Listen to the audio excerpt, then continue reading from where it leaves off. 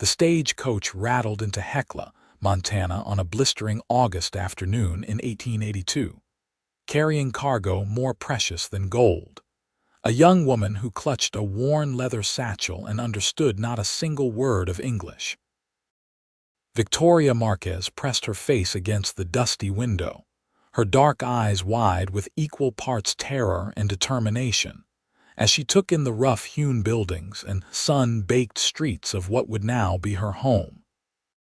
She had left everything behind in a small village outside Barcelona, Spain, answering an advertisement for a mail-order bride with the desperation of a woman who had nothing left to lose after her parents died of fever, and her family's small farm was seized for debts. The driver pulled the horses to a stop outside the general store, dust swirling around the wheels as Victoria gathered her courage and stepped down onto American soil. The August heat was different here, dry and relentless, so unlike the humid warmth of coastal Spain. She wore her best dress, dark blue with careful mending at the sleeves, and her black hair was pinned neatly beneath a small hat that had belonged to her mother. In her satchel, she carried 3 more dresses, a pair of worn boots, her mother's silver cross, and a daguerreotype of a stern-looking man named Chester Vaughn, the rancher who had paid for her passage across the Atlantic and then across the American continent. Several townspeople stopped to stare as she stood uncertainly beside the stagecoach. A woman in a faded calico dress whispered to her companion, and 2 men sitting outside the saloon craned their necks to get a better look. Victoria felt her cheeks burn with embarrassment and something close to shame. What had she done, traveling thousands of miles to marry a stranger, the Spanish bride? The stagecoach driver's voice was gruff, but not unkind. Victoria looked at him blankly, understanding nothing but the questioning tone. He sighed and gestured toward a tall figure approaching from across the street. Chester Vaughn was not what Victoria had expected. The daguerreotype had shown a man with severe features and cold eyes, but the man walking toward her now had sun-weathered skin, sandy brown hair that curled slightly at his collar, and eyes the color of summer sky that held something achingly sad in their depths. He was perhaps 26 or 27, lean and strong from years of hard ranch work, and he moved with the easy grace of someone who spent more time on horseback than on foot. He stopped a few feet away from her, removed his hat, and held it against his chest. "Miss Marquez." His voice was deep and gentle, and Victoria recognized her name even if she understood nothing else. She nodded, her fingers tightening on the handle of her satchel. Chester looked at this young woman who had traveled so far to marry him and felt his heart twist with guilt. She was beautiful, yes, with olive skin and expressive dark eyes and lips that trembled slightly as she tried to smile at him. But more than that, she looked terrified and brave at the same time. She was perhaps 21 or 22, young and alone in a country where she could not speak the language. What kind of desperation had driven her here? He knew that desperation well enough. His own came in the form of a failing ranch, mounting debts, and the ghost of his younger brother who had died the previous winter of pneumonia. Chester had raised Thomas since their parents died, had sacrificed everything to keep their ranch going, and when Thomas died at just 18 years old, Chester had found himself alone in a house too full of memories and too empty of life. The matchmaking service had seemed like a practical solution. He needed help on the ranch, needed someone to cook and clean and perhaps eventually provide children to inherit the land he and Thomas had worked so hard to keep. He had not expected to feel this immediate surge of protective tenderness toward the frightened young woman standing before him. "Welcome to Hecla," he said softly, knowing she would not understand but needing to fill the awkward silence. He held out his hand for her satchel, and after a moment's hesitation, Victoria allowed him to take it. Their fingers brushed, and she felt a jolt of something unexpected, something that made her breath catch. Chester loaded her satchel into the back of a wagon hitched nearby, then returned and offered her his hand to help her up onto the seat. His hand was rough with calluses, but his touch was gentle, and Victoria found herself looking into his eyes for a long moment before she settled herself on the wagon bench. He climbed up beside her, released the brake, and clicked his tongue at the horses. They pulled away from town with the setting sun painting the sky in shades of orange and pink. The ride to the Vaughn ranch took nearly an hour, following a rutted dirt road that wound through rolling grassland dotted with cattle. Victoria tried to take in everything at once, this vast landscape so different from anything she had known. The mountains rose in the distance, their peaks still capped with snow even in August. Hawks circled overhead, and prairie grass stretched as far as she could see, rippling in the hot wind like an ocean made of gold. Chester was acutely aware of the young woman sitting beside him, the way she gripped the edge of the seat when the wagon hit a rough patch, the way her eyes widened at the sight of a small herd of pronghorn antelope bounding across the prairie. He wanted to point things out to her, to explain about the ranch and the land and what her life here would be like. But the language barrier stood between them like an impassable wall. Instead, he drove in silence, occasionally glancing sideways at her profile, at the way the wind tugged dark strands of hair from beneath her hat. The ranch house came into view as they crested a low hill.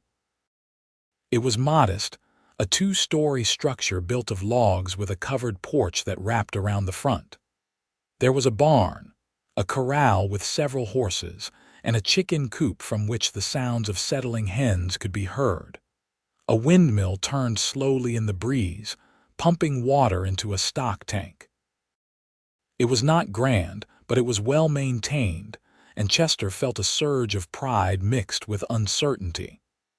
Would this be enough for her? Would she be disappointed? Victoria climbed down from the wagon before Chester could come around to help her, her legs stiff from the long journey. She looked at the house that would now be hers and felt tears prick her eyes. It was rustic and rough compared to the stone houses of her village, but it was solid and real, and something about it called to the part of her that had grown up working her family's farm. She could make a life here. She had to make a life here. There was no going back. Chester carried her satchel up the porch steps and opened the front door, gesturing for her to enter first. The interior was dim and cool after the bright heat outside.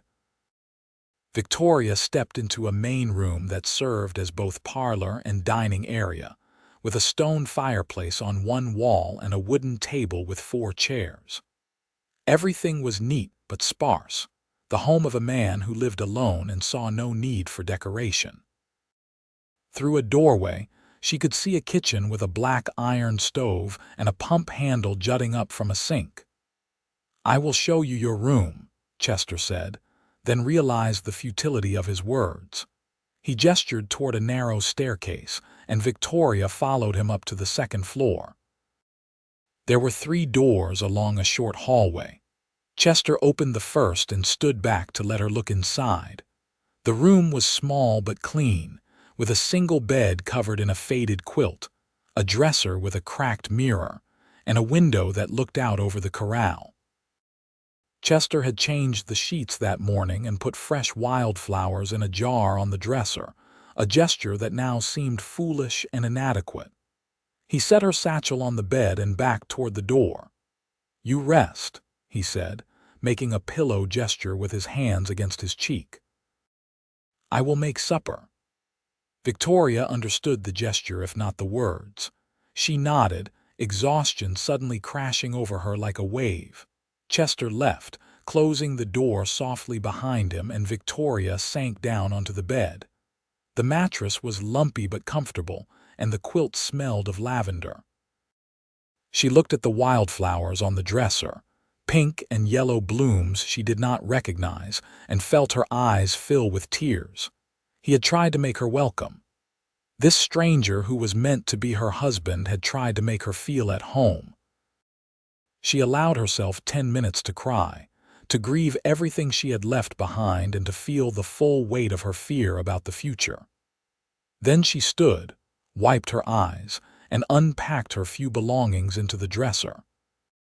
She changed out of her travel-stained dress into a simpler one of brown cotton, washed her face in the basin of water Chester had left on the dresser, and went downstairs to see if she could help with supper. Chester was in the kitchen, staring helplessly at a side of bacon and a basket of eggs. He could manage basic meals, beans and bread and fried meat, but he had wanted to make something better for her first night. He looked up when Victoria appeared in the doorway, and their eyes met in a moment of shared uncertainty. Victoria saw the confusion on his face and the ingredients laid out on the counter, and she understood immediately. She stepped forward, gently moving him aside, and took over the kitchen with the confidence of a woman who had been cooking since childhood. Chester watched in amazement as she found a skillet, sliced the bacon with expert precision, and soon had it sizzling on the stove. She located flour and milk and began mixing, her hands moving with practiced efficiency. Within 20 minutes, the kitchen filled with the smells of bacon, fresh biscuits, and scrambled eggs cooked with butter and herbs she found growing in pots outside the back door. They ate at the wooden table as twilight settled over the ranch. Chester tried not to stare at her across the table, at the way the lamplight caught in her dark hair and softened her features. Victoria kept her eyes mostly on her plate, hyper-aware of this man who was a stranger, and yet somehow her husband, or would be once they had a ceremony. The silence between them was heavy but not entirely uncomfortable. After supper, Victoria cleared the dishes and began washing them in the sink, pumping water with the ease of someone familiar with such mechanisms. Chester dried, and they worked side by side in a domestic dance that felt both strange and natural. When the last dish was put away, Chester lit another lamp and gestured for Victoria to follow him to the parlor. He had spent the previous evening searching through his few books, trying to find something that might help them communicate. Now he pulled out a worn dictionary, one that Thomas had used in school, and opened it to show her. It had English words with definitions, and while it was not a translation book, Chester hoped it might be a start. He pointed to a word, house. Then he gestured around them. Victoria understood. She leaned forward, her shoulder brushing his arm, and looked at the word. House, she repeated carefully, her accent thick but her pronunciation clear enough. Then she said, casa, and pointed to the same word. Chester felt a surge of hope. Casa, he repeated, and was rewarded with Victoria's first genuine smile. It transformed her face, lighting up her eyes and revealing a dimple in her left cheek. Chester found himself smiling back, feeling lighter than he had in months. They spent the next hour like that, pointing to objects and exchanging words. Table, mesa, chair, silla, lamp, lampara, cup, taza. Their voices filled the quiet house, stumbling over unfamiliar sounds, occasionally laughing when pronunciation went particularly wrong. Victoria learned that his name was Chester, but that most people called him Chet. He learned that her full name was Victoria Mariana Marquez, that she was 22 years old, and that she had been born in a village called Saint-Pierre-de-Ribes. As the clock on the mantel chimed 9, Chester reluctantly closed the dictionary. Tomorrow would be a long day, and Victoria must be exhausted from her journey. He stood and gestured toward the stairs, but Victoria remained seated, her expression suddenly serious. She pointed to herself, then to him, then made a gesture that could have meant question or future or relationship. Chester understood what she was asking. What were they to each other? What did he expect from her? He sat back down, his knees nearly touching hers, and looked into her dark eyes with all the honesty he could muster. "I will not hurt you," he said slowly, knowing she could not understand most of the words but hoping his tone would convey his meaning. "You are safe here. We will learn together." Victoria heard the gentleness in his voice and saw something in his eyes that eased the tight knot of fear in her chest. This man, this Chester Vaughn, was not like the harsh rancher she had imagined from the stern photograph. There was kindness in him and sadness and something lonely that called to the lonely places in her own heart. She nodded and stood, and Chester walked her to the stairs. At the base of the staircase, Victoria turned back to him. "Gracias," she said softly. "Thank you." Chester understood that word. "You are welcome," he replied. Victoria climbed the stairs to her small room and closed the door. She could hear Chester moving around downstairs, banking the fire and extinguishing lamps. Later, she heard his footsteps on the stairs and the sound of a door closing farther down the hall. She lay in the unfamiliar bed, staring at the ceiling, listening to the night sounds of Montana, so different from the sounds of Spain. Coyotes yipped in the distance. The wind whispered against the window. Somewhere a cow lowed softly. She thought about Chester, about the way his eyes crinkled at the corners when he smiled, about the gentleness of his large, work-roughened hands, about the careful way he had tried to make her feel welcome. She had expected to marry a harsh stranger out of necessity. She had not expected to feel this flutter of possibility, this whisper of something that might, given time, become more than obligation. The next morning, Victoria woke to pale sunlight streaming through her window and the sound of roosters crowing. She dressed quickly and went downstairs to find the kitchen empty and the stove cold. Through the window, she could see Chester in the corral, working with a young horse. She watched him for a moment, admiring the easy confidence with which he moved, the way he spoke softly to the animal, the patience in every gesture. She started a fire in the stove and began making breakfast. She found a tin of coffee and figured out the percolator, located eggs in the cold box and more bacon. By the time Chester came in 20 minutes later, stamping dust from his boots on the porch, the kitchen smelled of fresh coffee and frying potatoes. "Good morning," he said, surprised and pleased to find breakfast waiting. Victoria turned from the stove and gave him a small smile.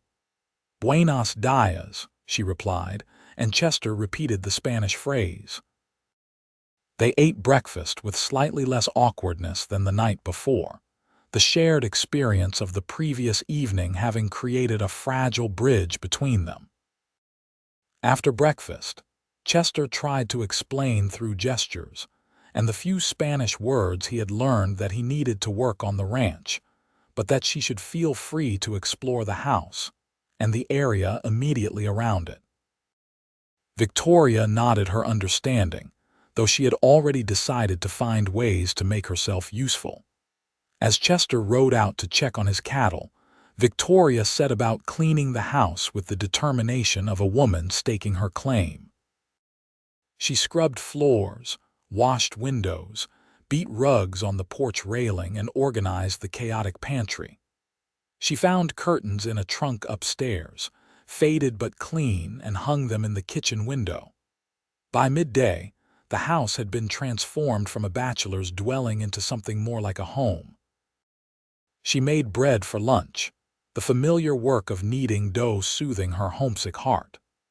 When Chester came in at noon, dusty and sweating from repairing fence lines, he stopped in the kitchen doorway and stared. The windows sparkled, new curtains softened the harsh light, and fresh bread cooled on a rack.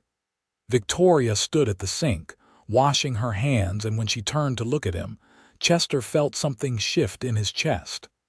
"You did all this?" he asked, gesturing around the transformed kitchen. Victoria did not understand the words but understood the question. She shrugged, a small smile playing at her lips. They ate fresh bread with butter and cold chicken from the day before, and Chester tried to find words to tell her how grateful he was. Instead, he took out the dictionary again, and they spent another hour learning words. Work, trabajo, horse, caballo, bread, pan, sky, cielo. This became their pattern over the following days. Chester would work the ranch from dawn until dusk, checking cattle, mending fences, breaking horses, and doing the 1,000 tasks required to keep a ranch running.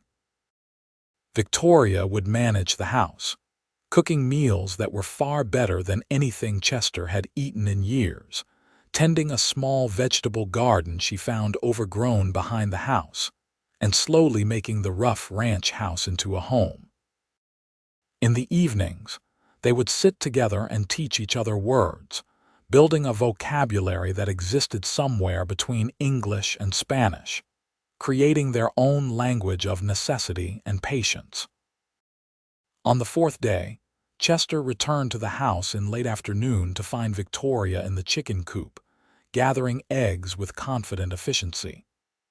One of the hens was particularly aggressive, and Victoria spoke to it in rapid Spanish, scolding it like a misbehaving child. Chester stood outside the coop and laughed, a sound that surprised both of them. Victoria emerged with a basket full of eggs and found him grinning at her. "That hen is mean," he said, pointing at the bird in question. Victoria understood from his tone and expression. "Sí, mean," she agreed, and then added a word in Spanish that Chester suspected was not particularly polite. They looked at each other and both started laughing, the sound bright and unexpected in the afternoon sunshine. That night, as they sat at the table after supper, Chester tried to broach a subject that had been weighing on his mind. He pointed to himself, then to Victoria, then mimicked a wedding ceremony as best he could. Victoria's smile faded and she looked down at her hands. The question hung between them. They had been living together for nearly a week, but they were not truly married. Chester had paid for her passage with the understanding that they would wed upon her arrival, but something had held him back.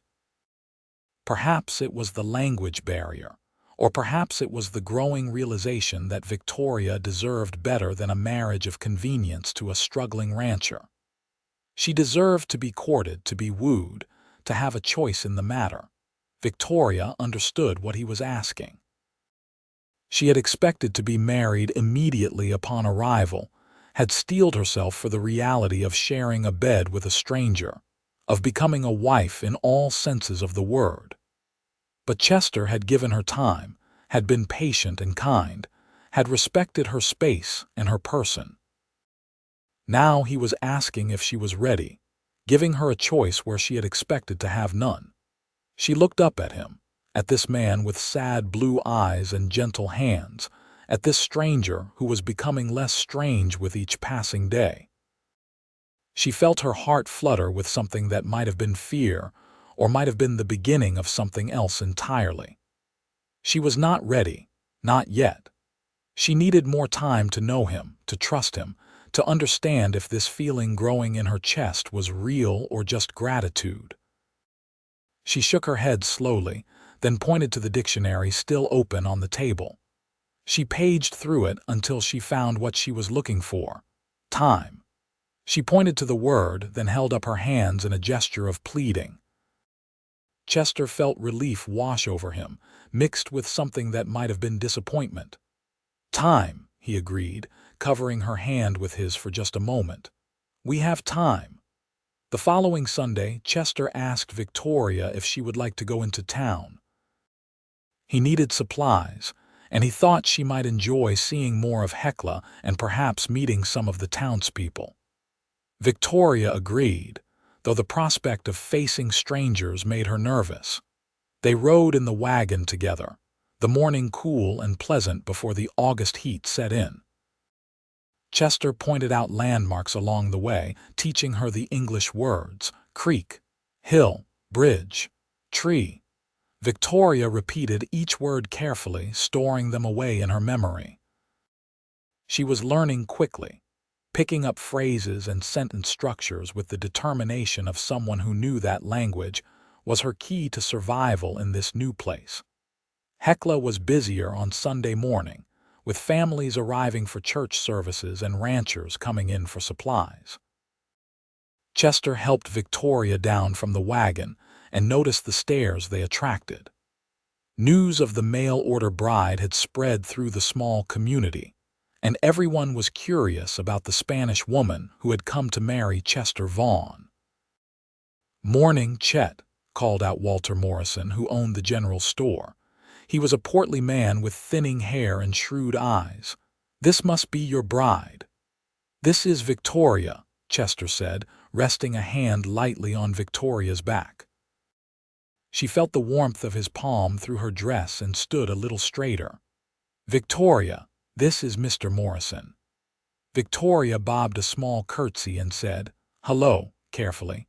It was one of the first English words she had learned, and she was proud of her pronunciation. Walter's wife, Martha, came bustling out from behind the counter, wiping her hands on her apron.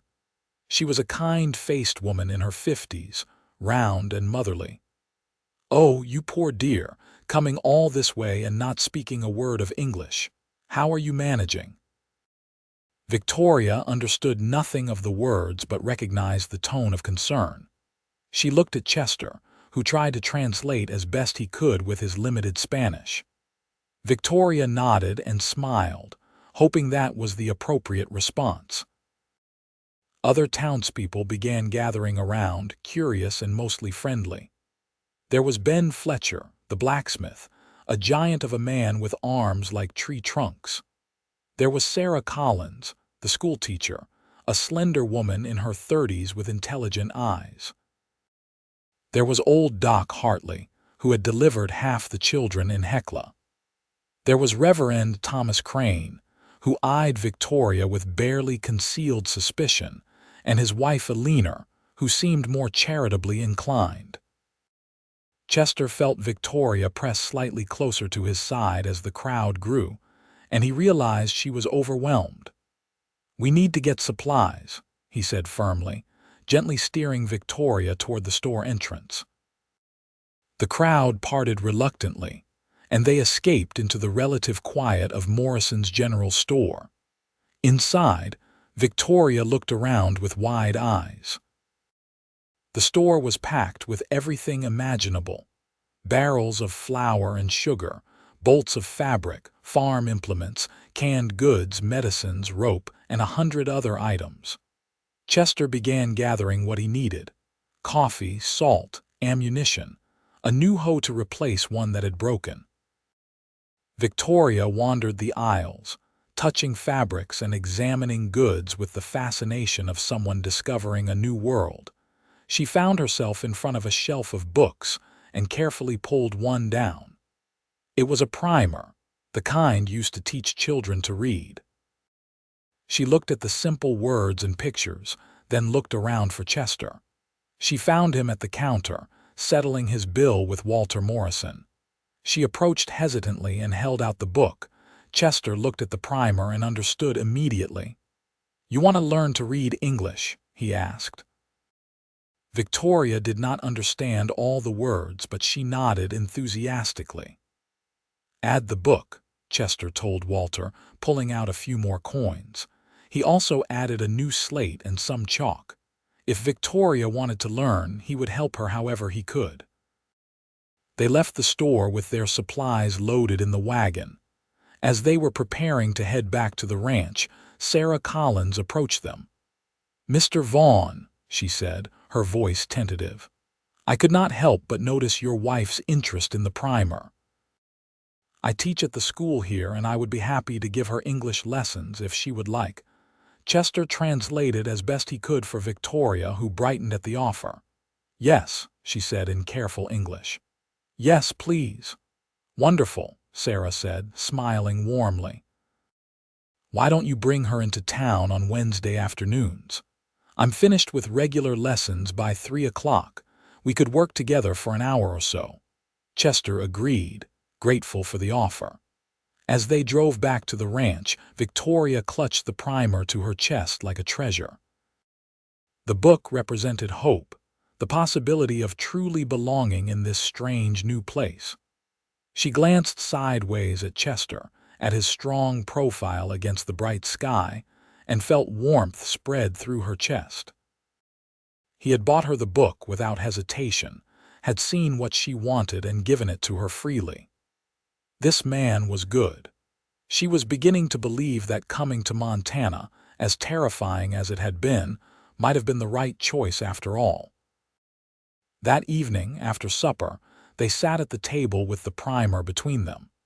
Chester helped Victoria sound out simple words, and she helped him improve his Spanish pronunciation.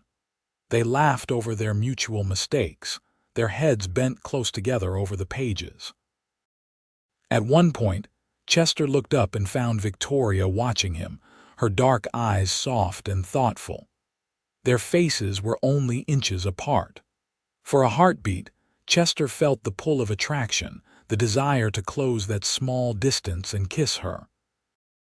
But he held back, not wanting to rush her, not wanting to take advantage of her dependence on him. Victoria felt the moment shimmer between them and then pass. Part of her was disappointed. Part of her was relieved. The feelings growing inside her were new and confusing, tangled up with gratitude and fear and the simple human need for connection. She needed time to sort through them, to understand what was real and what was simply circumstance. The days turned into weeks, and August faded into September. The weather began to cool, especially at night, and the cottonwood trees along the creek turned gold. Chester taught Victoria to ride, first in the corral on a gentle mare named Daisy, and then out on the open range. Victoria proved to be a natural horsewoman, her farm upbringing serving her well. She loved the freedom of riding, the wind in her hair, the vast openness of the Montana landscape. Every Wednesday, Chester took Victoria into town for her lesson with Sarah Collins. The school teacher was patient and encouraging, and Victoria's English improved rapidly. She had a good ear for language and a fierce determination to master this new tongue. After a few weeks, she could carry on simple conversations, though she still struggled with complex grammar and idiomatic expressions. As Victoria's English improved, she and Chester were able to talk more deeply. He told her about growing up on the ranch, about his parents who had died when he was 18 and Thomas was only 10. He told her about the hard years of keeping the ranch going, the droughts and harsh winters, the cattle lost to disease or predators.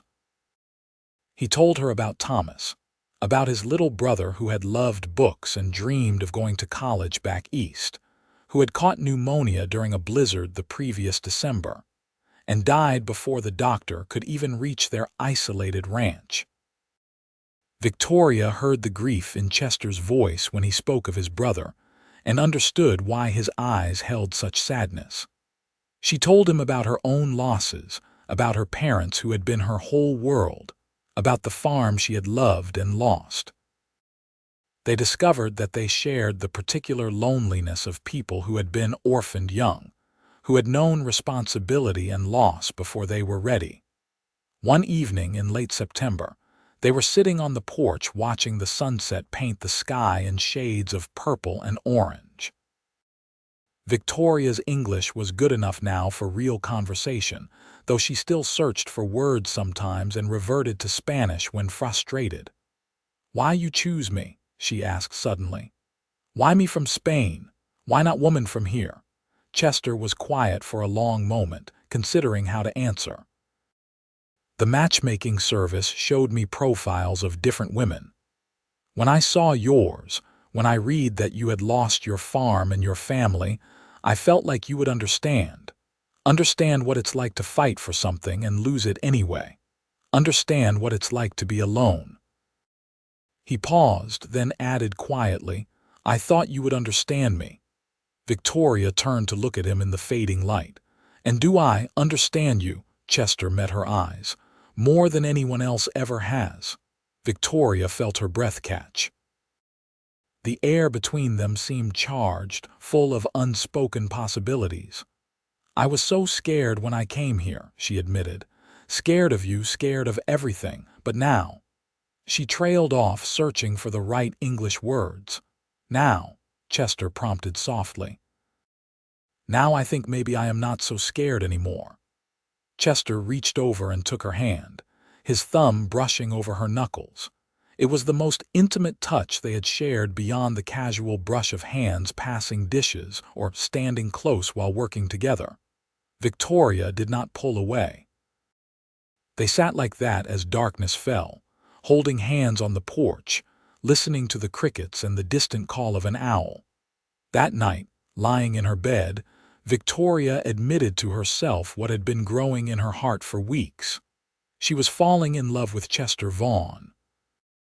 It was not the dramatic, sweeping passion of the romantic novels she had sometimes read, but something deeper and more solid. It was built on shared grief and shared labor, on patient evenings learning each other's languages, on the way he made her coffee exactly how she liked it without her having to ask, on the way he smiled when she said something funny in her imperfect English. Down the hall, Chester lay awake in his own bed, staring at the ceiling and thinking about the woman sleeping just a few doors away. She had come into his life like unexpected spring after a brutal winter. She had brought light back into the house that had been so dark after Thomas died. She had made him laugh again, made him look forward to each day instead of just enduring them. He was in love with her. He had probably been in love with her since that first evening when she took over his kitchen with such confident competence. But the question remained, did she feel the same, or was she simply making the best of the circumstances she found herself in? The next morning at breakfast, Chester decided to take a risk. "Victoria, there's a harvest dance in town next Saturday night. Would you like to go with me?" Victoria looked up from her eggs, her eyes brightening. "A dance, like a party." "Yes, exactly like a party. The whole town will be there. There will be music and dancing and food. I thought it might be nice for you to meet more people and—" He hesitated, then pushed forward. "And I would like to dance with you." Victoria felt warmth spread through her chest. "I would like that too," she said softly. "Very much." The week leading up to the dance passed in a flurry of anticipation. Victoria aired out her best dress, the dark blue one she had worn the day she arrived, and spent an evening carefully mending a small tear and pressing out the wrinkles. Chester polished his boots and dug out a shirt that was slightly less worn than his everyday ones. They were both nervous and excited, like young people preparing for their first social outing together. On Saturday evening, they dressed carefully in their separate rooms and met in the parlor. Chester caught his breath when Victoria descended the stairs.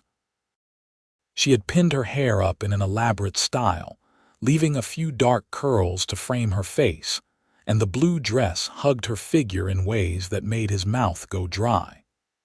She had inherited her mother's silver cross necklace and wore it around her slender neck. She was, Chester thought, the most beautiful woman he had ever seen. Victoria felt her cheeks warm under Chester's gaze. He looked handsome in his clean shirt and pressed trousers, his sandy hair combed back, his blue eyes bright with admiration. They stood looking at each other for a long moment before Chester held out his arm. "Shall we go?" he asked. Victoria placed her hand in the crook of his elbow, feeling the solid strength of his arm beneath her fingers. "Yes, we shall go." The ride into town was filled with companionable silence and occasional conversation. Victoria was getting better at idle chat in English, though she still concentrated fiercely on her words.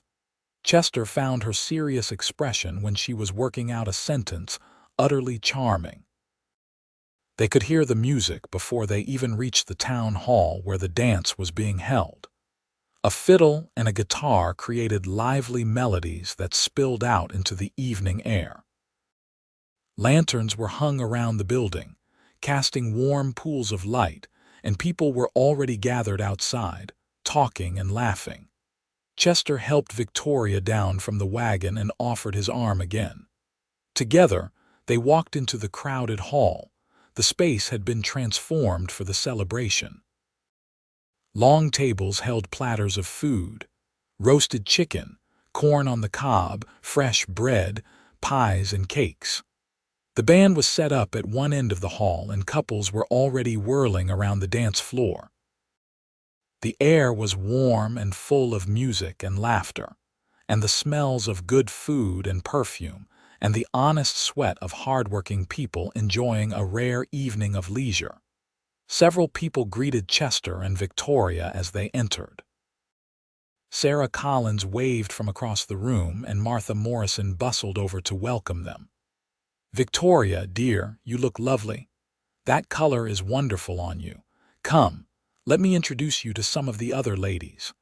Before Victoria could protest, Martha had swept her away into a cluster of women. Chester watched her go, seeing the nervous but determined set of her shoulders, the way she smiled and tried her best to converse in English. He felt a surge of pride and affection. "That your bride?" a voice asked at his elbow. Chester turned to find Ben Fletcher, the blacksmith, holding 2 cups of punch. "She's real pretty." "She is," Chester agreed, accepting a cup with thanks. "You planning to make it official soon?" Ben asked. "Been almost 2 months now, hasn't it?" Chester felt heat creep up his neck. The unofficial status of his and Victoria's relationship had become something of gossip in Hecla. "That's between me and Victoria," he said evenly. Ben held up a placating hand. "No offense meant. Just seems like you're both dancing around each other, if you'll pardon the expression. Sometimes a man's got to just speak his piece, you know." Before Chester could respond, the band struck up a waltz, and couples began forming on the dance floor. Chester saw Victoria looking around for him, a slightly panicked expression on her face. He made his way through the crowd to her side. "Dance with me?" he asked, holding out his hand. Relief flooded Victoria's face. "Yes, please. These ladies, they talk so fast I can only understand half." Chester led her onto the dance floor and took her in his arms for the first time. His right hand settled at her waist, feeling the curve of her hip through the fabric of her dress. Her left hand rested on his shoulder, light as a bird. Their other hands clasped between them. For a moment, they just stood there, aware of the intimacy of the position, of the heat of each other's bodies, of the rapid beating of their hearts. Then the music swelled, and Chester began to lead her through the steps. Victoria followed easily, her farm village in Spain apparently having included dancing in its social traditions. They moved together with surprising grace, turning and swaying in time to the waltz. Chester was acutely aware of every point of contact between them, the warmth of her hand in his, the slight pressure of her fingers on his shoulder, the way her skirts brushed against his legs as they moved. "You dance well," Victoria said, looking up at him. At this distance, he could see flecks of gold in her dark eyes, could smell the faint scent of lavender she used in her hair. "So do you," Chester replied, his voice rougher than usual. "I'm glad you came to Montana, Victoria. I'm glad you're here." Victoria felt emotion swell in her throat. "I am glad too," she whispered. They danced 3 more dances in succession, unable to bear the thought of being separated. Other couples swirled around them, but Chester and Victoria were lost in their own world, communicating in the language of touch and movement and shared glances. When the band took a break, they reluctantly left the dance floor, both slightly breathless and reluctant to let go of each other.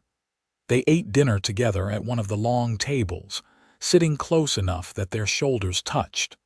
Victoria was surprised to find that she was having a good time. The people of Hecla were friendly, if curious, and her improving English allowed her to participate in conversations, at least simple ones.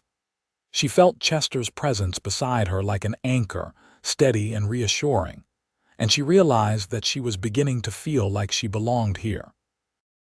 After dinner, Reverend Crane stood up and called for everyone's attention. "Before we resume dancing, I wanted to take a moment to talk about the importance of holy matrimony," he began, his voice carrying across the hall. Chester felt Victoria tense beside him, and his own stomach sank. He had a bad feeling about where this was going. "Marriage is a sacred institution," the Reverend continued, "ordained by God and meant to be entered into with reverence and commitment. It is not something to be taken lightly or delayed unnecessarily." His gaze found Chester and Victoria in the crowd, and his meaning was clear. Those who share a household should be properly wed in the eyes of God and the community. Chester felt anger rise in his chest, but before he could respond, an unexpected voice spoke up. Sarah Collins stood, her cheeks flushed but her voice firm. "Reverend Crane, with all due respect, I think the timing and nature of someone's marriage is between them and God, not a matter for public speculation or judgment." A murmur of surprised agreement rippled through the crowd. Martha Morrison added, "Sarah's right. Chester and Victoria are good people who are doing their best in a complicated situation. We should be supporting them, not criticizing them." Reverend Crane looked taken aback by the pushback, but before he could respond, Walter Morrison stood and raised his cup. "Here's to Chester and Victoria, and to minding our own business." Several people laughed and echoed the toast, and the awkward moment passed as the band struck up another tune. Chester leaned close to Victoria. "I'm sorry about that." Victoria looked at him with understanding in her eyes. "People always talk. In Spain also, it is okay. I know what is true between us, and that is what matters." Chester felt his heart swell. He stood abruptly and held out his hand to Victoria. "One more dance." They returned to the dance floor for a final waltz. As they moved together in the lamplight, surrounded by music and the warm hum of community, Chester made a decision. He loved this woman.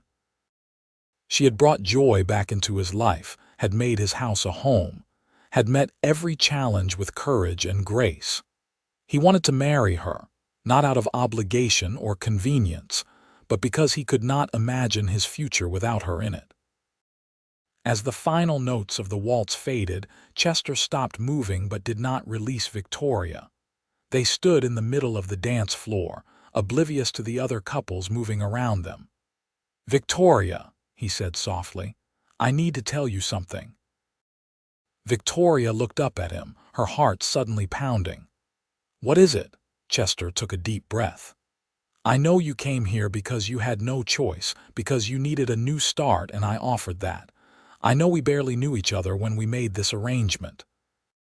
But these past 2 months, getting to know you, spending time with you, learning to talk with you, it's been—" He paused, searching for words. "You've become important to me. More than important. I think I'm falling in love with you, Victoria.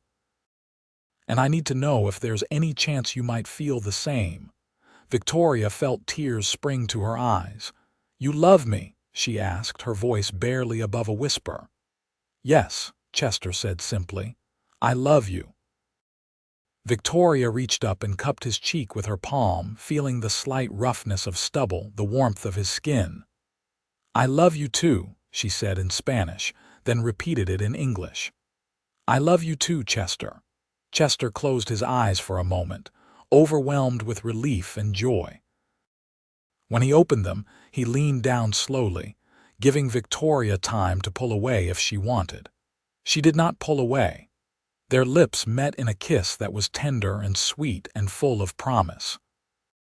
Around them, a few people noticed and smiled, But Chester and Victoria were aware of nothing but each other this moment. This connection that had grown from practical arrangement into genuine love. When they finally pulled apart, both were smiling. "Will you marry me?" Chester asked, even though the question seemed redundant now. "Really marry me, not because of any agreement, but because you want to?" "Yes," Victoria said, laughing through her tears. "Yes, I will marry you. I want to marry you." They kissed again, and this time several people definitely noticed.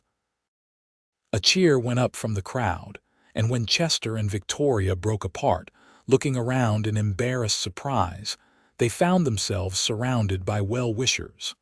Sarah Collins was crying happily, Martha Morrison was beaming, and even gruff Ben Fletcher was grinning broadly. "About time." Walter Morrison called out, "Reverend, looks like you'll have a wedding to perform after all." The rest of the evening passed in a blur of congratulations and celebration. Reverend Crane, perhaps feeling guilty about his earlier criticism, insisted that they set a date right then.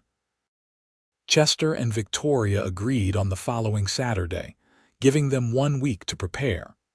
They drove home under a canopy of stars, Victoria tucked close against Chester's side, his arm around her shoulders. They talked and laughed and made plans. All awkwardness between them finally dissolved. When they reached the ranch, Chester helped Victoria down from the wagon, and they stood for a long moment in the moonlight, simply holding each other. "I cannot believe this is my life now," Victoria murmured against Chester's chest. "Sometimes I wake up and think I must be dreaming." Chester kissed the top of her head. "If it's a dream, I hope we never wake up." They went inside, and for the first time, Chester walked Victoria all the way to her bedroom door. He kissed her goodnight, a lingering kiss that made Victoria's toes curl in her boots, and then reluctantly pulled away. "1 more week," he said with a crooked smile. "I can wait 1 more week." Victoria laughed softly. "You are a good man, Chester Vaughn. I am lucky to have found you." "I'm the lucky one," Chester corrected. He kissed her once more quickly, then forced himself to step back. "Good night, Victoria." "I love you." "I love you too. Good night." The following week passed in a flurry of preparation. Victoria cleaned the house from top to bottom, even though it was already spotless. Chester rode into town twice for supplies, and Martha Morrison recruited half the women in Hecla to help prepare food for a reception after the ceremony. Sarah Collins offered to help Victoria make a proper wedding dress, and they spent 2 evenings at the schoolhouse, sewing by lamplight and talking about love and hope and the future. "I'm so happy for you both," Sarah said as she helped Victoria pin lace to the neckline of a simple cream-colored dress they had made from new fabric. "When you first arrived, I wasn't sure how things would work out. The language barrier, the strangeness of the arrangement. But it's clear to anyone with eyes that you and Chester have found something real." Victoria smiled, threading her needle carefully. "I was so scared when I arrived. I thought I was just trading one kind of hardship for another. But Chester, he was so patient, so kind. He gave me time to know him, to trust him. He made me feel safe." "That's how love should be," Sarah said softly. There was a wistful note in her voice that made Victoria look up. "You are not married, Sarah." The schoolteacher shook her head. "No. There was someone once, back east before I came to Montana. But he wanted a wife who would stay home and have babies, and I wanted to teach. We couldn't find a compromise." She smiled, but there was sadness in it. "I don't regret my choice, but sometimes I wonder what might have been." Victoria reached over and squeezed Sarah's hand. "You will find someone who loves what you love, I am sure of it." "Maybe," Sarah said. "But for now, let's focus on your happy ending. Speaking of which, we should finish this dress. You're getting married in 3 days." The wedding day dawned clear and bright, the late September air crisp and clean. Chester woke early, too excited and nervous to sleep. He dressed in new trousers and a white shirt that Martha Morrison had helped him pick out, and he stared at himself in the mirror, hardly recognizing the happy man looking back at him. A year ago, he had been alone and grieving, convinced that the best parts of his life were behind him. Now he was hours away from marrying a woman he loved, a woman who had somehow seen past his rough edges and sad history to the man he wanted to be. Victoria was equally nervous, getting ready in Sarah Collins' room at the boarding house where Sarah lived. Martha Morrison and Eleanor Crane, the Reverend's wife, fussed over her, pinning her hair and adjusting her dress. Victoria looked at herself in Sarah's full-length mirror and almost did not recognize herself. The cream-colored dress was simple but elegant, fitted at the bodice and flowing to the floor. Her dark hair was swept up with a few curls left loose around her face, and she wore her mother's silver cross at her throat. She looked like a bride. She looked happy. "You're beautiful," Sarah whispered, her eyes shining with tears. "Thank you," Victoria said, hugging her friend. "Thank you for everything." The wedding ceremony was held at the small church in Hecla. It seemed like the entire town had turned out for the occasion, packing the wooden pews and spilling out onto the front steps. Chester stood at the altar with Ben Fletcher as his best man, tugging nervously at his collar and watching the door. When Victoria appeared on Walter Morrison's arm, he had gallantly volunteered to give her away since she had no family. Chester felt his breath catch in his throat. She was radiant, glowing with happiness, and when her eyes met his across the length of the church, he saw his own joy reflected back at him. Victoria walked down the aisle slowly, her heart pounding so hard she was sure everyone could hear it. Chester looked so handsome standing there, so strong and good and real. This was actually happening. She was marrying him. She was going to spend the rest of her life with this man who had shown her that love needs no translation, that it could be built on patience and kindness, and the simple act of showing up for each other day after day. Reverend Crane performed the ceremony, his voice solemn and dignified. He had set aside his earlier criticism and seemed genuinely moved by the obvious affection between the couple standing before him. When it came time for the vows, Chester took Victoria's hands and spoke clearly, his eyes never leaving hers. "I, Chester William Vaughn, take you, Victoria Mariana Marquez, to be my wife. I promise to love you, to respect you, to be your partner in all things. I promise to listen when you speak, even when my Spanish is terrible. I promise to support your dreams and to build a future with you. I promise to be faithful and true, in good times and in bad, in sickness and in health, for as long as we both shall live." Victoria blinked back tears as she repeated her own vows, her English clear despite the emotion thick in her throat. "I, Victoria Mariana Marquez, take you, Chester William Vaughn, to be my husband. I promise to love you, to honor you, to be your partner in all things. I promise to make our house a home, to stand by your side through whatever comes. I promise to be faithful and true, in good times and in bad, in sickness and in health, for as long as we both shall live." Chester slipped a simple gold band onto Victoria's finger, one that had belonged to his mother. Victoria slipped a matching band onto Chester's finger, purchased with money she had carefully saved from the small allowance Chester had been giving her. When Reverend Crane finally pronounced them husband and wife and told Chester he could kiss his bride, Chester pulled Victoria into his arms and kissed her with all the love and promise and joy that filled his heart. The congregation erupted in applause and cheers. The reception was held in the town hall, with enough food to feed twice the number of people present. There was music and dancing and toasts with punch and whiskey. Chester and Victoria moved through it all in a happy daze, accepting congratulations and well wishes, stealing kisses when they thought no one was looking, and counting the hours until they could finally be alone together. As the sun began to set, Chester whispered in Victoria's ear, "Can we leave yet? I want to take my wife home." Victoria blushed but nodded eagerly. They said their goodbyes, thanking everyone for coming and for the generous gifts they had received, and escaped to Chester's wagon. As they drove away from town, with tin cans tied to the back of the wagon rattling behind them and well-wishers calling out blessings, Victoria leaned against Chester's shoulder and sighed with contentment. "Happy?" Chester asked, kissing the top of her head. "So happy," Victoria confirmed. "I did not know I could be this happy." The ride home seemed both too long and too short. They were eager to begin their married life together, but they also savored this twilight time, this threshold moment between their old lives and their new one.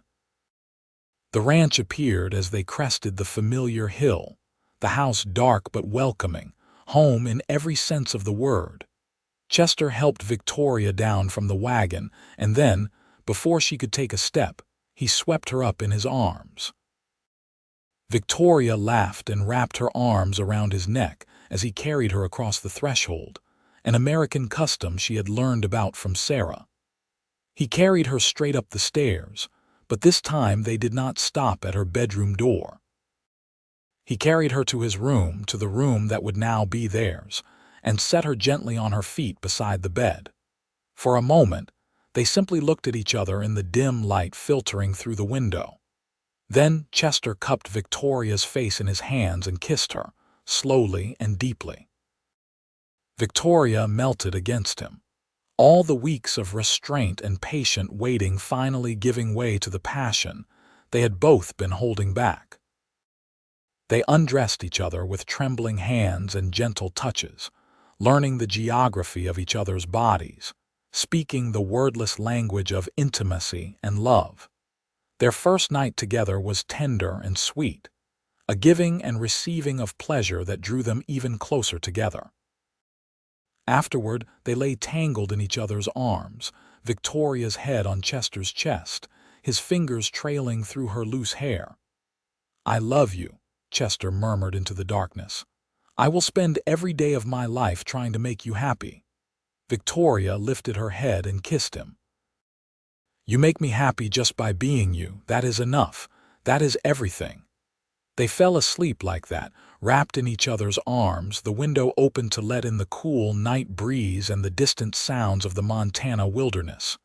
They were home. They were together. They were, finally and completely, husband and wife. The months that followed were the happiest of Chester's life. Victoria took to ranch life with the same determination she had brought to learning English. She learned to rope calves, to tend sick cattle, to ride out and help Chester check fence lines and move herds to new grazing land.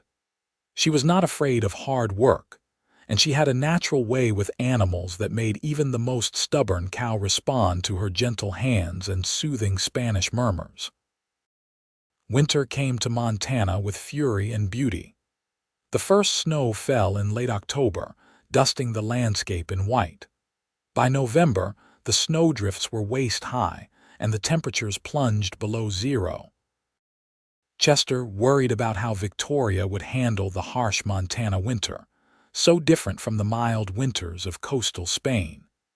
But Victoria simply bundled up in layers of wool and fur and insisted on helping with the outdoor chores. They worked side by side, breaking ice in the water troughs, carrying hay to the cattle, checking on the horses in the barn. In the evenings, they would sit by the fire, Victoria knitting or mending while Chester read aloud from books, helping her continue to improve her English. It was during one of those quiet evenings in December that Victoria made an announcement that would change their lives again. Chester was reading from a newspaper that was 3 weeks old, having finally made it to Hecla through the winter weather, when Victoria set down her knitting and placed a hand on his arm. "Chester," she said softly, I need to tell you something." He looked up, immediately attentive to the serious note in her voice. "What is it? Are you all right?" Victoria smiled, a radiant expression that eased his sudden worry. "I am very all right. I am perfect. I am." She searched for the English words, then settled for the Spanish. "Estoy embarazada." "I am with child."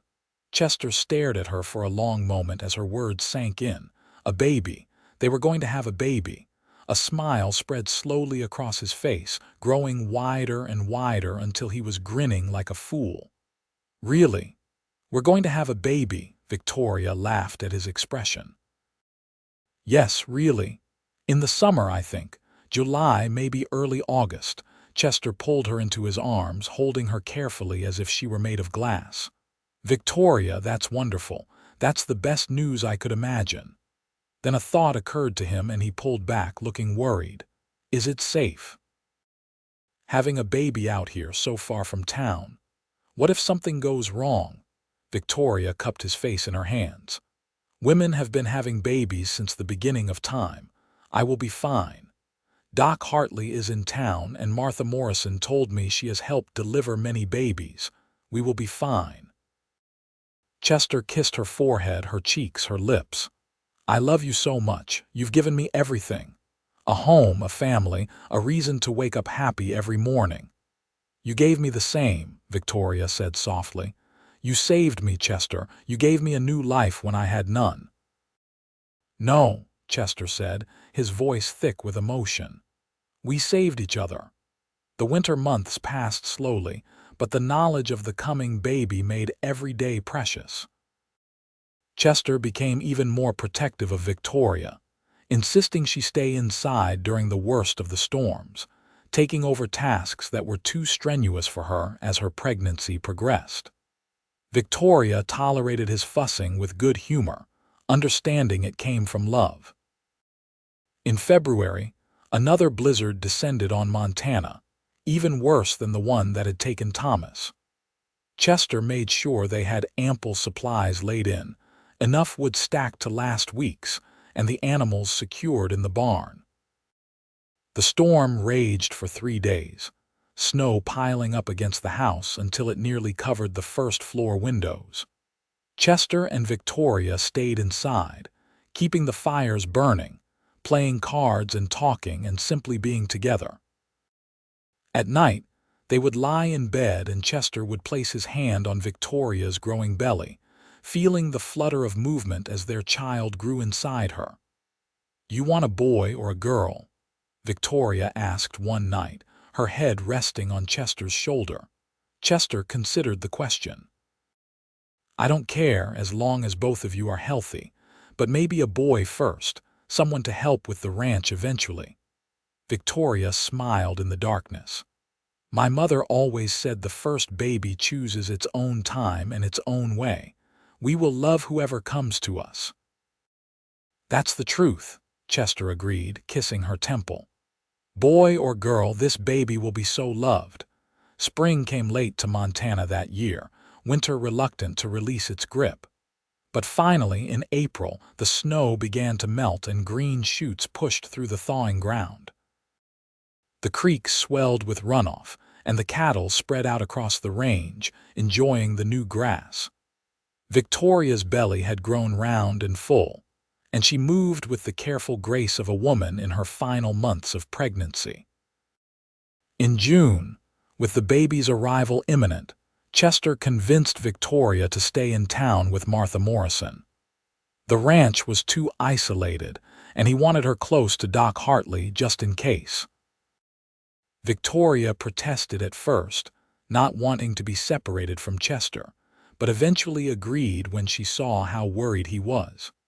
He set her up in a comfortable room at the Morrisons' house above the general store, with Martha promising to keep a close eye on her. Chester rode into town every other day to check on his wife, bringing fresh vegetables from Victoria's garden and news from the ranch. On a hot July afternoon, he arrived to find the house in a flurry of activity. Martha met him at the door, her sleeves rolled up and her expression excited. "It's time," she said simply. "Baby's coming. Doc Hartley is with her now." Chester felt his heart lurch. He tried to push past Martha, but she stopped him with a firm hand on his chest. "You wait here. Having a baby is women's work, and you'll just be in the way. I'll come get you when it's over." Chester paced the small parlor for what felt like hours. He could hear muffled voices upstairs, occasional footsteps, once a cry from Victoria that made him start toward the stairs before Walter Morrison gently but firmly steered him back. Time seemed to stretch and contract strangely. One moment he was sure only minutes had passed, and the next he looked at the clock and realized it had been 3 hours. Finally, just as the sun was setting, painting the sky in brilliant oranges and reds, Chester heard a new sound, the thin, indignant wail of a newborn baby. His breath caught in his throat. A few minutes later, Martha appeared at the top of the stairs, beaming. "You have a son," she announced. "A healthy baby boy, and Victoria is tired but doing well. Come meet your son, Chester." Chester took the stairs 2 at a time. Martha led him to the bedroom where Victoria lay propped up on pillows, looking exhausted but radiant. In her arms was a small bundle wrapped in soft blankets. Chester approached slowly, almost reverently, and looked down at his child for the first time. The baby was red-faced and wrinkled, with a surprising amount of dark hair and tiny fists waving in the air. As Chester watched, the baby yawned, revealing pink gums, and then settled against Victoria's chest with a small sigh. Chester felt tears prick his eyes. "He's perfect," he whispered. "Victoria, he's absolutely perfect." Victoria smiled tiredly. "Would you like to hold him?" Chester nodded, not trusting his voice. Victoria carefully transferred the baby to his arms, and Chester cradled his son against his chest, overwhelmed by the weight of this tiny life, this new responsibility, this incredible gift.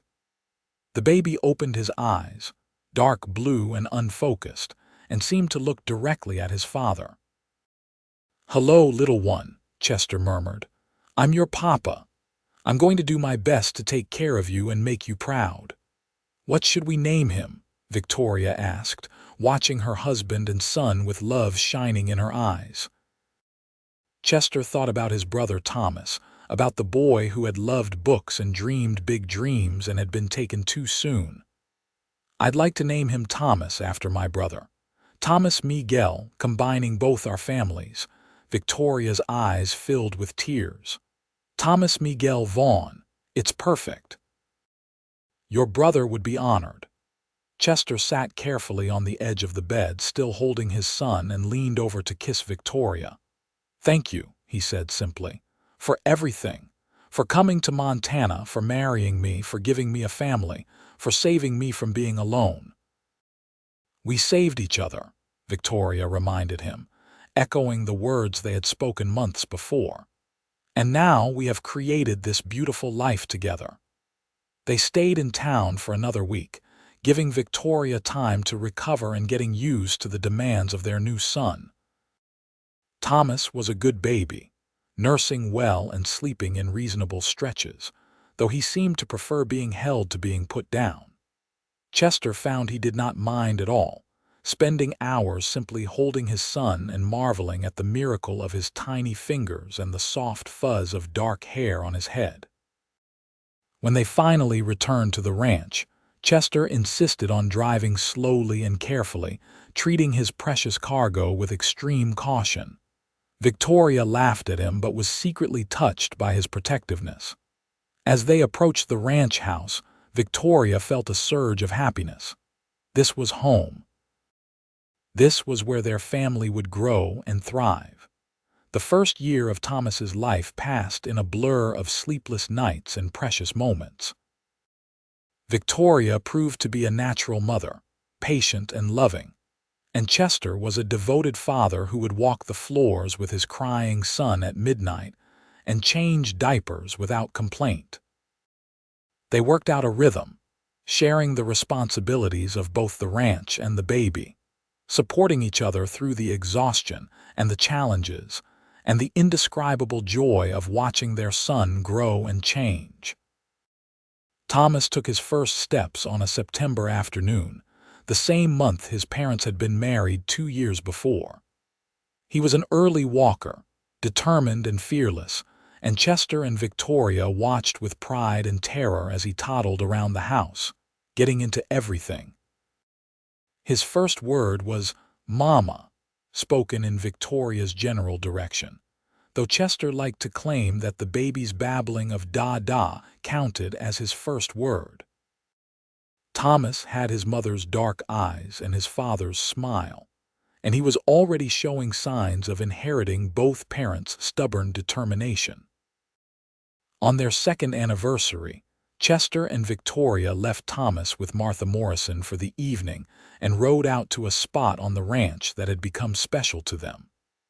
It was a high meadow overlooking the valley, with wildflowers in the summer and spectacular views year-round. They spread a blanket and sat close together, watching the sunset paint the sky. 2 years, Victoria mused. Sometimes it feels like I have been here forever. Other times, I cannot believe so little time has passed. Chester wrapped his arm around her shoulders, pulling her close. Best 2 years of my life. Before you came, I was just going through the motions, surviving but not really living. You changed everything. Victoria rested her head on his shoulder. I was so scared that day I arrived. I stood beside that stagecoach and thought I had made a terrible mistake. I almost got back on and asked to go to the next town, anywhere else. Chester looked down at her in surprise. Really? I never knew that. I was terrified, Victoria admitted.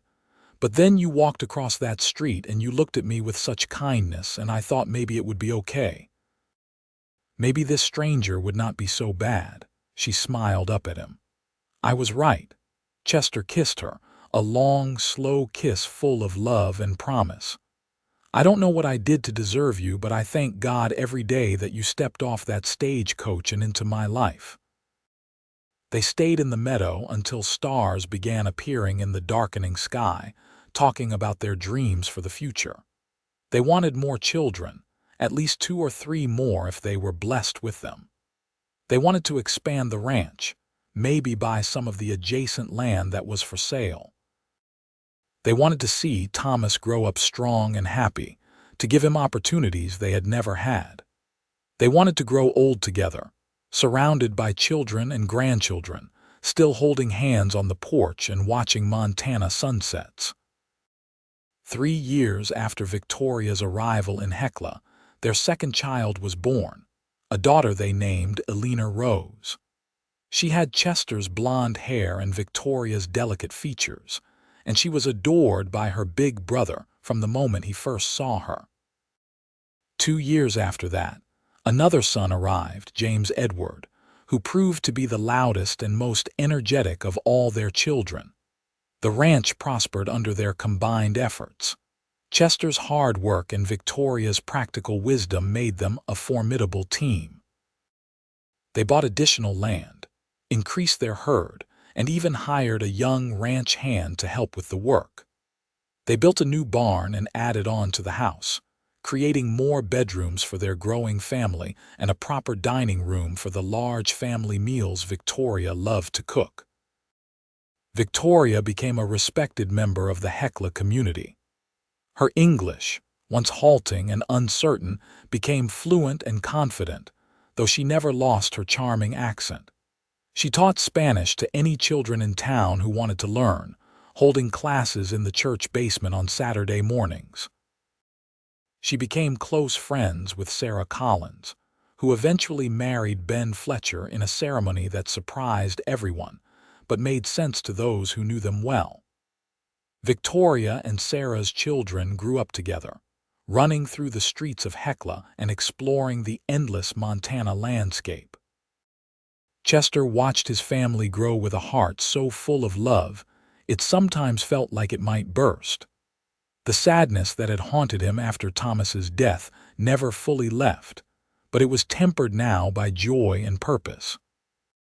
He told his children stories about their Uncle Thomas, keeping his brother's memory alive.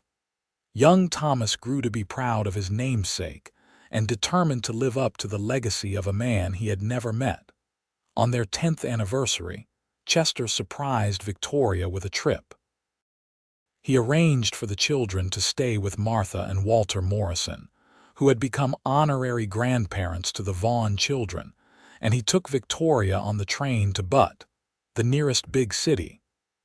They stayed in a real hotel, ate in fancy restaurants, and attended a theater performance.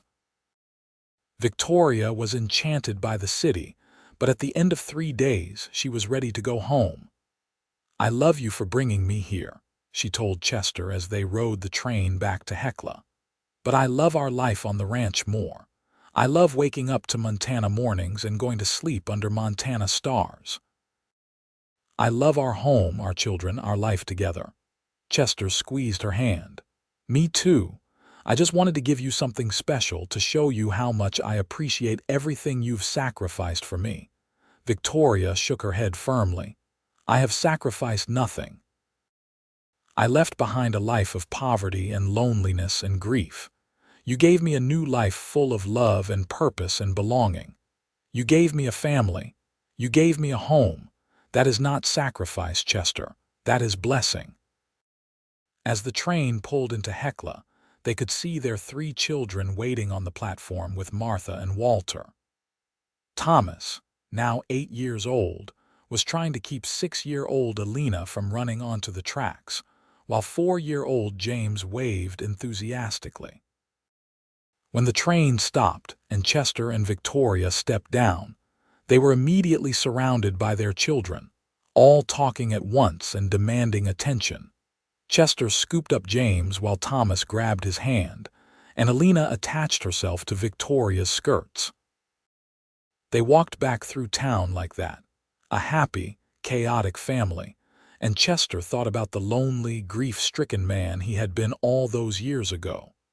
That man would never have believed this future was possible. The years continued to pass, marked by the small and large moments of family life. Birthdays and holidays, first days of school and scraped knees, laughter and occasional tears. The children grew, and Chester and Victoria grew with them, their love deepening and maturing like good wine. They had their disagreements, of course, the inevitable friction of 2 strong-willed people building a life together. But they always worked through them with patience and respect, and a fundamental commitment to each other. When Thomas turned 18, the same age Chester had been when his parents died, Chester took his son out to the high meadow where he had proposed to Victoria all those years ago. They sat on the grass, looking out over the ranch that would someday be Thomas's, and Chester tried to impart some wisdom. "Your mother and we came together by chance," Chester said. "An arrangement, a business transaction almost. We didn't know each other. We couldn't even speak the same language, but we chose to build something real from that strange beginning. We chose love, even when it was hard, especially when it was hard." Thomas, who had inherited his father's height and his mother's dark eyes, nodded seriously. "You and Mama are lucky. Not everyone finds what you have." "It wasn't luck," Chester corrected gently. "It was work and patience and commitment. Love isn't just a feeling, son. It's a choice you make every day, a promise you keep even when it's inconvenient or difficult. That's what marriage is. That's what family is." They sat in comfortable silence for a while before heading back to the house, where Victoria had dinner waiting and Alina and James were arguing about something inconsequential. This was life. This was what mattered. This was everything. 25 years after Victoria stepped off that stagecoach in Hecla, Montana, she and Chester sat on the porch of their ranch house on a warm August evening. Their children were grown now. Thomas was running the ranch with his wife beside him, Alina was teaching school in Helena, and James was studying to be a veterinarian in Missoula. Chester and Victoria had grandchildren now, 4 so far, with another on the way. The ranch was prosperous, the family was healthy, and life was good. Victoria rocked slowly in her chair, her hair now streaked with silver, her face lined but still beautiful. Chester sat beside her, his own hair mostly gray now, his body still strong but starting to show the effects of decades of hard work. They held hands as they watched the sunset, a habit they had maintained throughout their marriage. "Do you ever think about what your life would have been like if you had not come to Montana?" Chester asked. Victoria considered the question. "Sometimes. I think I would have struggled to survive in Spain, maybe found work as a maid or a seamstress. Maybe eventually married someone from my village if I was lucky. But it would have been a small life, a hard life. Nothing like this." She gestured to encompass the ranch, the mountains, the vast sky. "This is more than I ever dreamed possible. You are more than I ever dreamed possible." Chester lifted her hand to his lips and kissed it gently. "I love you, Victoria. After all these years, I love you more every day." "And I love you," Victoria replied, the words coming as easily in English now as they did in Spanish. "My cowboy who taught me that love needs no translation." They sat like that as darkness fell, 2 people who had started as strangers and become everything to each other. Their love story had not been conventional or easy, but it had been real. It had been built on patience and respect, and the daily choice to show up for each other, to communicate even when words failed, to build a life together from scratch. As stars began appearing in the darkening sky, Victoria leaned her head on Chester's shoulder and thought about the terrified young woman who had arrived in this strange place so many years ago. That Victoria would never have believed the life that was waiting for her. She would never have imagined the love she would find, the family she would build, the home she would create in the Montana wilderness. Chester wrapped his arm around his wife and thanked whatever force had brought her to him. He had been prepared to offer her a practical arrangement, a marriage of convenience. Instead, she had given him everything: love and partnership and purpose and joy. She had saved him from a half-life of grief and loneliness. She had shown him that it was possible to build something beautiful from broken pieces, to find hope when hope seemed lost, to love and be loved in return. "What are you thinking about?" Victoria asked softly. Chester smiled in the darkness. "I'm thinking about how lucky I am, how blessed we are. How right everything turned out." Victoria nodded against his shoulder. "Yes, everything turned out exactly as it should." They stayed on the porch until the night grew cool and the stars filled the sky like diamonds scattered on velvet. Then they went inside together, hand in hand, to the home they had built and the life they had created. Behind them, the Montana wilderness stretched out vast and wild and beautiful, the same landscape that had witnessed the beginning of their story. In the morning, they would wake and begin another day, working side by side as they had for 25 years. They would tend the ranch, spend time with their grandchildren, sit on the porch and watch another sunset. They would live out the rest of their days in the place where Victoria had arrived speaking no English, and Chester had shown her that love needs no translation, that it speaks in the language of patience and kindness and commitment. Their love story, born from necessity and circumstance, had become something extraordinary. It had weathered storms and hardships, celebrated triumphs and joys, and grown deeper and stronger with each passing year. It was a testament to the power of choosing love every day, of building bridges across differences, of finding home in another person's heart. And on that warm August night, sitting on their porch in the Montana wilderness, Chester and Victoria Vaughn knew without doubt that they had found what everyone searches for: a love that endures, a partnership that strengthens, and a home built not of wood and stone but of shared dreams and unshakable commitment. They had found their happily ever after, not at the end of their story, but in every day they spent together, in every sunrise they witnessed, and every sunset they watched, in every word spoken and every hand held. Their love story would continue, written in the lives of their children and grandchildren, in the legacy they left on the land they had worked together, in the memory of a mail-order bride who arrived speaking no English and a cowboy who proved that love needs no translation. This was their story, and it was everything they had never known they needed, and more than they had ever dared to hope for.